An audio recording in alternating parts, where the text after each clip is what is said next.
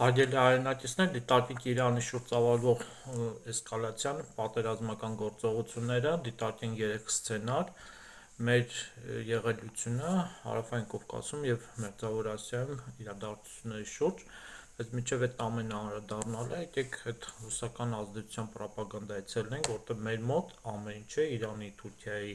Եվրոպայի, Ամերիկայի հետ վերաբերող քաղաքական տնտեսական գործառույթները դիտարկվում են միայն թուրքական շահի պրիզմայով, թուրքական ագենտուրայի տեսլականի շուրջ։ Եկեք հասկանանք, որն է մեր ազգային շահը, որն է մեր պետական շահը և ընկալենք այդ ամենով։ Եթե ուզում ես Ռուսաստանի կոնսուլյար անասնաֆերմայի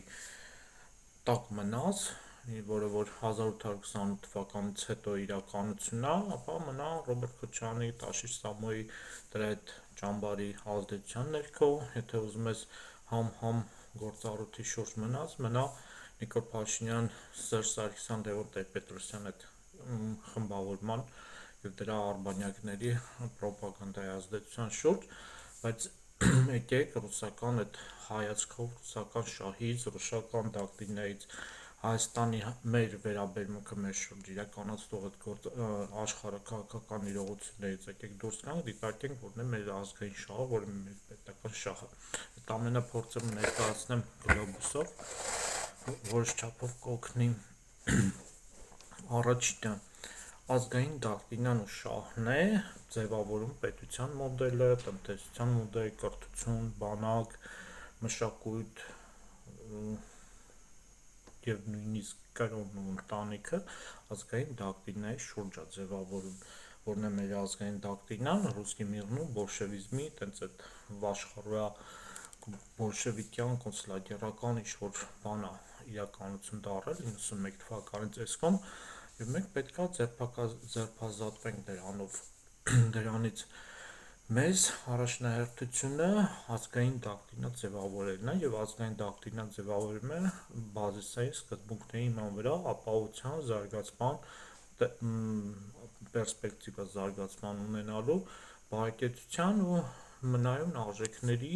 համամարտկային արժեքների ընկերման շուրջ։ Մենք ունենք այդ ամենը ձևավորված մեր մեջ, իհարկե ոչ չունենք։ Եվ այդ ամենի շուրջ ձևավորելը մեզ չեն թողում այդ ռուսական պրոպագանդան, ռուսական շահի սպասարկողները, ու մեր համար, իմ տեսակետն եմ ես հայտնում, կարևորը այդ ազգային դոկտրինա ձևավորելն է։ Այս ամբողջ Պարսկաստանի շուրջ, Հարավային Կովկասում և այլ ռեգիոններում իրականացվող ռազմաքաղաքական աշխարհատնտեսական այդ տիգրիմները այդ ամենը հասկանալու մեր դերը կատարելու, մենք հանձնվենք ինչ կլինի մեր հետ, թե մենք պայքարենք այդ ծայրահեղությունից եկեք զատվենք, մենք պետք է հասկանանք նախ ինչ ենք ուզում, երկրորդը աշխարհաքաղաքական ինչ գործառույթներ է և մենք այդ պարագայում ինչ ենք տեղավորվում։ Հիմա Պարսկաստանի վերաբերյալ աշխարհը 3 ուժային կենտրոններ ունի՝ Միացյալ Նահանգները, Եվրամիությունը և Չինաստանը։ 2008 թվականից 7 թվականի ծեսկում ավելի ինտենսիվ է այս 3 ուժային կենտրոնների հակամարտությունն ու գործառույթները։ Այդ հակամարտությունների շուրջ է ձևավորվում խմբավորումներ, տիգրիմներ, Ամերիկան ուզում է Եվրամիությանը լիակատար իր հսկողության տակ սահմանի, որպեսզի հաղթի Չինաստանին, որտեղ հիմիկված Չինաստանը դա առաջին համաշխարհային նախօրյայի Գերմանիան է, որը ամեն ինչով հզոր է, ամեն ինչով զարգացած է, բայց ՉՄԷ կարգավիճակում, ասենց ասած։ Չինաստանը երբեք չի մոռանա 19-րդ դարում մանջուրների գլխավորությամբ եվրոպական միությունների այդ ինչ օրն են գցել, մենակ 5 հատ, թե 7 հատ, 5 հատ մեծ պատերազմ ա եղել եվրոպական ամերիկյան կոալիցիայի դեմ, որը Ռուսաստանն էլ է բավականին մասնակցություն ունեցել։ Ռուսաստանը այս Չինաստանի հարակից տարածքները գրավել է Ղազախստանով, բանով, Միջին Ասիայով, այդ մանջուրական Չինաստանից, երբ որ 1905-7 թվականին Մանջուրիական դինաստիայից ազատագրվեց չինացիները, հեղափոխությունը, քաղաքացիական բախումները եւ այլ, իրենց ամենալուրջ խնդրեմը Չինաստանում եղել է այդ օփիումի կախվածությունը, որտեղ Չինաստանը, լինելով ինքնաբավ, լինելով հսկայածավալ պետություն, մշակութային, գիտական ամեն ինչով զարգացած, կարիք չուներ եվրոպական ոչ մի արտադրանքի, եւ եվրոպացիներն էլ պետք ունեն չինական արտադրանքին, բայց չինացիները միայն արծաթ են վերցնում եւ գտան այդ West Indian կամպանիան, այդ գերտերությունը կորպորացիան, որը տերությունների վրա ազդեցություն ունեցել, գտավ օփիումը եւ օփիումով չինացիներին մի այլ կարգի սոսկալի դժոխքային վիճակին իրականացնել, չինացիներին անողոք թալանել են, մանջուրներ են օգտվել, ռուսներն էլ, եվրոպական տերություններն էլ, Ամերիկան էլ, Ճապոնիան էլ, Չինաստանը այդ ամենը չի մոռացել, բայց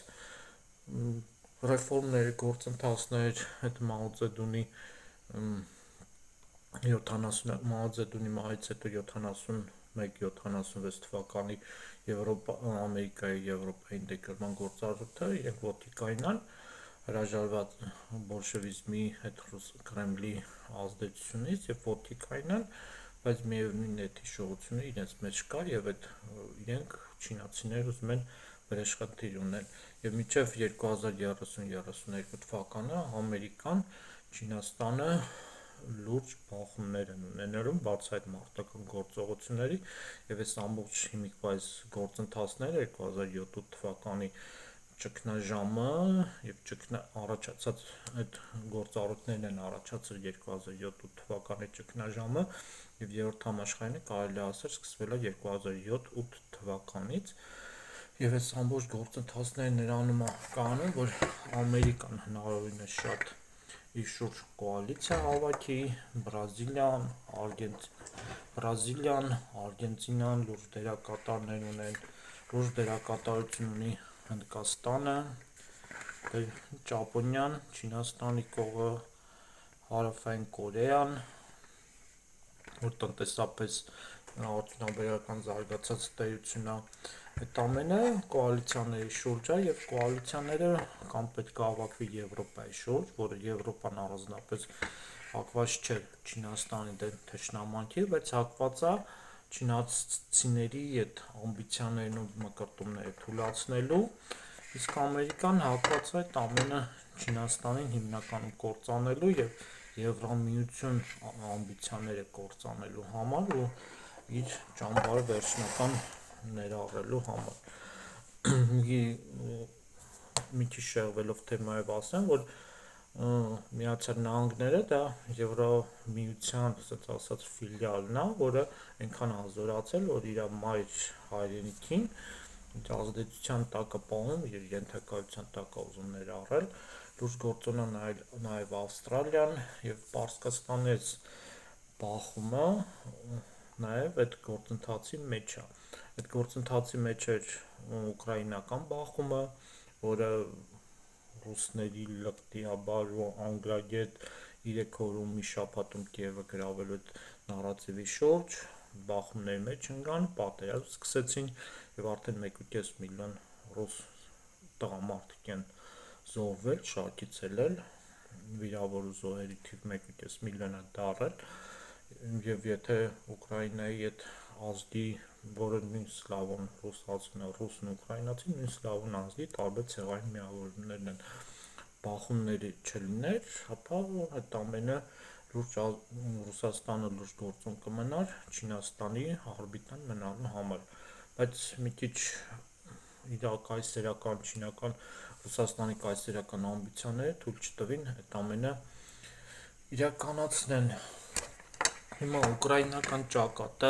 լուրջ գործոն է, ուկրաինական, որպես այս ամբողջ հսկա Ռուսաստանը չեզոքացնեն, կործանեն եւ ծնկի բերեն, որպեսզի Եվրոպան ավելի խեղճանա, դա այդ դավադության տեսությունների կողմնակից չեմ, բայց այդ ամենը ազդում է իհարկե աշխարհում տնտեսության բաղադրիչն է, ոչ գործոնա եւ ամեն ինչ շուրջ ձևավորումա տնտեսության շուրջ, տնտեսության նարատիվն ու առաջնահերթությունը մեր առօրյա կենցաղը ապահովել, զարգացնել, բարեկեցության բերել, երաշխիքներ ստեղծել, գույքի ու անձի անվտանգության էժան եւ որակով ապրանքներ ունենալ, ոչ թե մի քանի ամսվա, այլ մի քանի տարվա եւ տասնամյակի երաշխավորված ապրուստ ունենալ, աշխատանք կարելի է ունենալ։ Դա տնտեսության բաղադրիչյան եւ պատերազմ, տնտեսական կոլապսներ, դավադրություններ, մավադրություններ, այդ ամենը այդ տնտեսությանը ներազդելու համար է։ Հաջորդիվ շարունակ եւ եթե մենք կենտրոնների այդ բախումները չենք հասկանում, չենք ընդունում, ռուսական նարատիվներով ենք շարժվում, ապա չենք հասկանում Պարսկաստանի շուրջ զարգացող էսկալացիան։ Այդ կողմ դնենք, որ Ամերիկան-Իսրայելի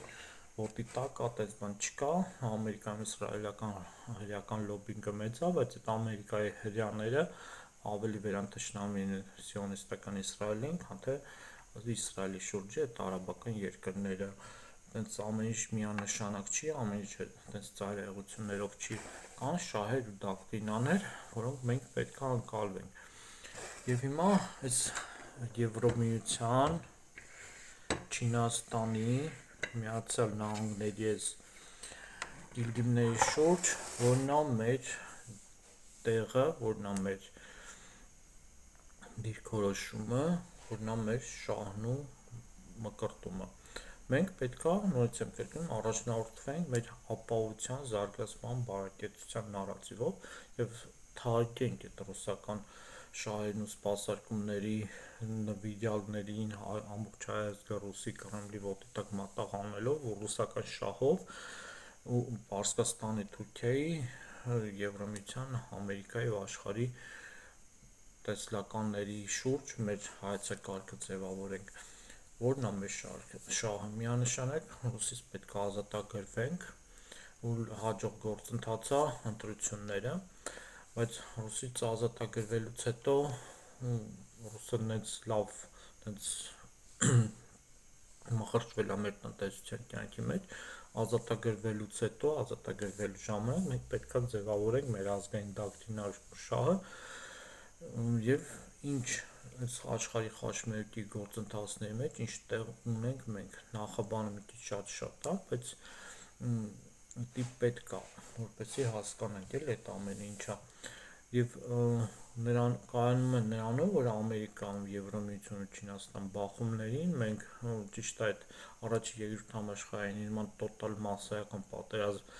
կարատև չի կարա լինի, բայց լոկալ բախումներ կա 2007 թվականից լոկալ բախումներ բավականին մեծ տեղ ունեն, այդ լոկալ բախումների մասն է նաև Արցախյան 44-օրյա Արցախի ճակատում 44-օրյա պատերազմը, բայց քանի որ մենք չունենք մեր ձևավորված ազգային տեսլականն ու դոկտրինան, դրա համար մենք դեռ ռուսական օրբիտայի, ռուսական շահի ներքո ենք ու մենք առաջնահերթությունը չպետք է թույլ տանք, որ ռուսի շահի համար ոտատակ ընկնենք, ինչպես առաջին համաշխարհային պատերազմում 350,000 տղամարդ գնաց Եվրոպա ռուս ցարի համար մորթվելու, սպանվելու, ինչպես երկրորդ համաշխարհային ժամանակ 650,000 տղամարդ գնաց Գերմանիայի հետ պատերազմելու հանուն Կրեմլի հանուն, Ստալինի հանուն, Սովետի, բայց երբ որ մենք Ղարաբաղյան շարժման, միացման, մեր անկախության գործընթացի համար, որ դիտարկում ենք ինչքան մարդ է մասնակցել 90-ական թվականներին, տենում ենք, որ մենք 36,000 մասնակից ունենալով 90-ական թվականների Արցախի գոյապայքարի միացման համար ավելի շատ հաջողություն ենք ունեցել, քան թե 20 անգամ ավելի շատ հանուն բոլշևիզմի, Կրեմլի ու Սովետի Ստալինի համար գնալ զոհվելով Եվրոպայի ճակատները։